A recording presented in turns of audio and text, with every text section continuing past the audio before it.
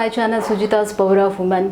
So ఈరోజు in the kitchen with లవ్లో మనం ఒక మంచి యమ్మీ రెసిపీని తయారు చేసుకోబోతున్నాం. ఇది one kind of Korean recipe అనమాట. సో ఎగ్స్తో మనం తయారు చేసుకోబోతున్నాం ఎగ్ రోల్, కానీ చాలా డిఫరెంట్గా ఉంటుంది ఈ recipe.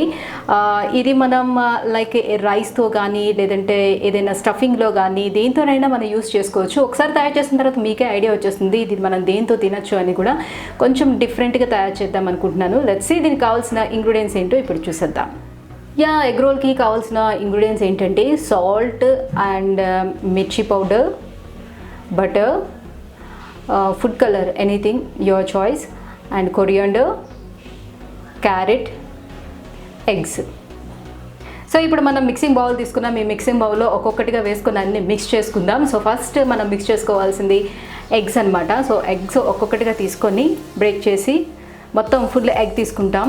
Egg white and egg yolk రెండు కూడా తీసుకుంటాం.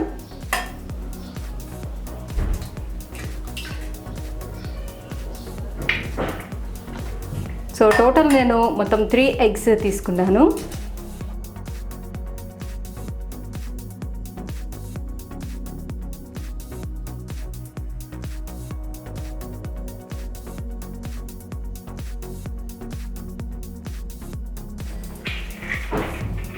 సో ప్రాపర్గా దాన్ని ఇప్పుడు మిక్స్ చేయాలన్నమాట.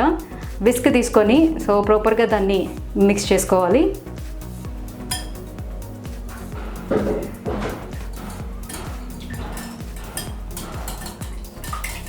ఎగ్ వైట్ అండ్ ఎగ్ యొక్క రెండు మిక్స్ అయిపోయేటట్టు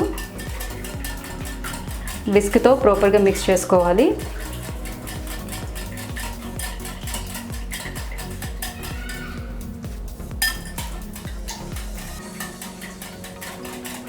ఇందులో ఇప్పుడు సో ఇంగ్రీడియంట్స్ అనేది ఎక్కువగా లేదు, చాలా simple recipe.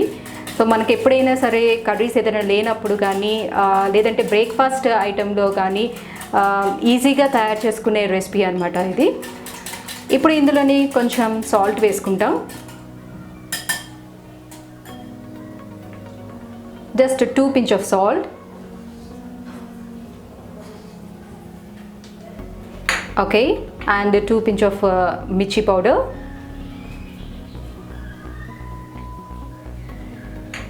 Okay, and coriander.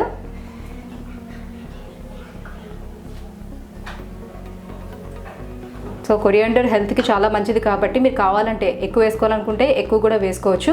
Coriander ప్లేస్లోని coriander smell ఇష్టం లేని వాళ్ళు కావాలంటే మనం స్పినాచ్ లైక్ పాలకూరను కూడా చిన్నగా తరిగి మనం పాలకూరను కూడా అందులో వేసుకుంటే చాలా బాగుంటుంది.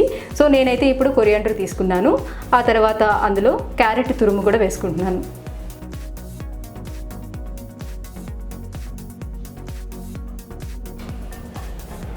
ఓకే, సో ఇప్పుడు ఇవన్నీ పూర్తిగా మిక్స్ చేసేసుకుంటాను బాగా.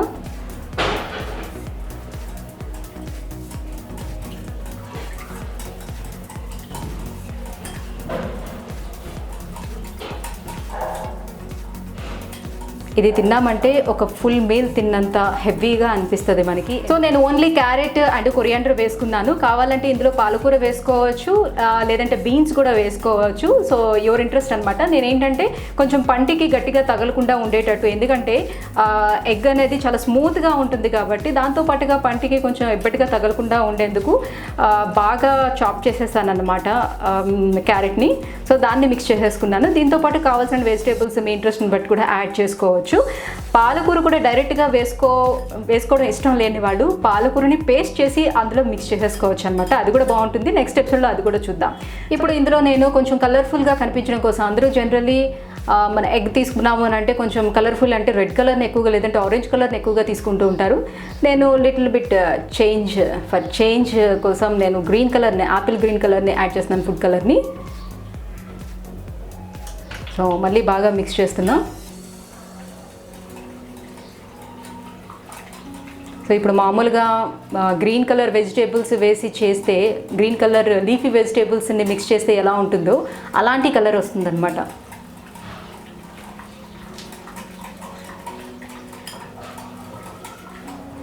సో ఇలా మిక్స్ చేసుకున్న దాన్ని మళ్ళీ ఇంకొక బౌల్లోకి చేంజ్ చేసుకుంటాను.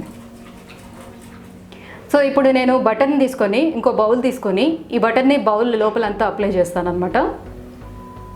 ఇది ఉడకబెట్టుకొని తీసిన తర్వాత లైక్ ఒక కేక్లా వస్తుందన్నమాట. దీన్ని డీమోల్డ్ చేస్తాం, అందుకోసమని ఈజీగా డీమోల్డ్ అవ్వడం కోసం బటర్ని అప్లై చేస్తున్నాను. ఇప్పుడు మనం తయారు చేసుకున్న ఈ బ్యాటర్ని దీంట్లోకి షిఫ్ట్ చేసేసుకుంటాం.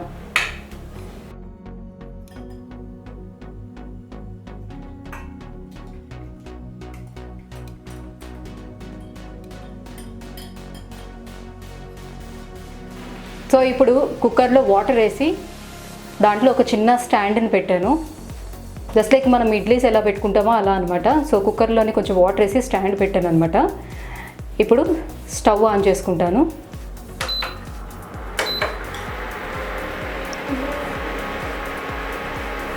ఆల్మోస్ట్ ఒక 800 టెంపరేచర్లో పెడుతున్నాను.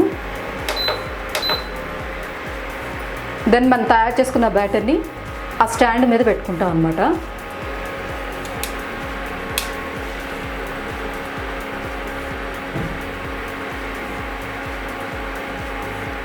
ఇప్పుడు దానిపైన మూత పెట్టేస్తాం.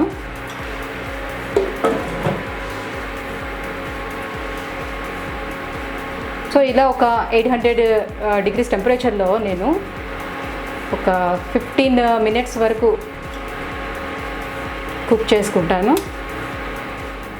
సో మన egg role in bowl ready అయిపోయింది. స్టవ్ ఆఫ్ చేసేసుకున్నాను. ఇప్పుడు బయటికి తీసేసి డిమోల్డ్ చేద్దాం.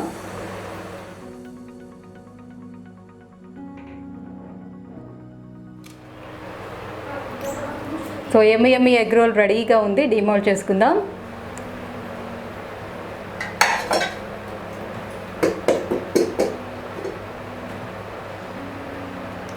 వావ్, సో ఒక కేక్ లాగా చెప్పాను కదా, కేక్లా వస్తుందని.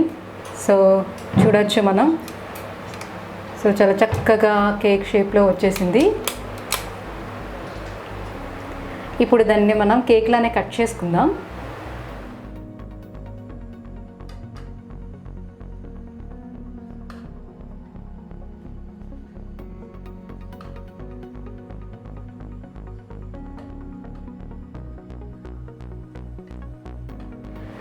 సో కేక్ లాగా చూసారు కదా ఎంత బాగా మనం కట్ చేసుకున్నాం. ఇప్పుడు ఓపెన్ చేసి మనం పీస్ చూసినట్లయితే దాని టెక్స్చర్ ఎలా ఉందనేది మనకి తెలుస్తుంది. సో చాలా స్మూత్ టెక్స్చర్తో కేక్ లాగానే అచ్చం కేక్ ఎలా ఉంటుందో సో అలాగే ఉంటుంది. చూడొచ్చు మనం, వెరీ సాఫ్ట్ అండ్ స్మూత్గా ఉంటుంది. సో ఇలా కావాలంటే మనం ఇలానే తినేసేయచ్చు. లేదు అని అంటే ఏదైనా లైక్ రైస్లో కానీ లేదంటే స్టఫింగ్, దేనికైనా స్టఫింగ్గా కానీ యూజ్ చేసుకొని కూడా తినచ్చు. సో యాక్చువల్లీ ఏంటంటే ఒక బ్రేక్ఫాస్ట్ ఐటెంలా లేదంటే ఒక స్నాక్ ఐటెంలా ఇది పనిచేస్తుంది. పిల్లలకి ఇలా ఇచ్చినా కూడా ఈజీగా తినడానికి బాగుంటుంది. లైక్ ఇది ఎగ్ కేక్ బాగుంటుంది అన్న తిను అని అంటే శుభ్రంగా తినేస్తారు, అంత ఎమ్మీగా ఉంటుంది. సో ఇప్పుడు మనం కొంచెం కొరియాండర్తో గార్నిష్ చేసేసుకుందాం. So it's finish.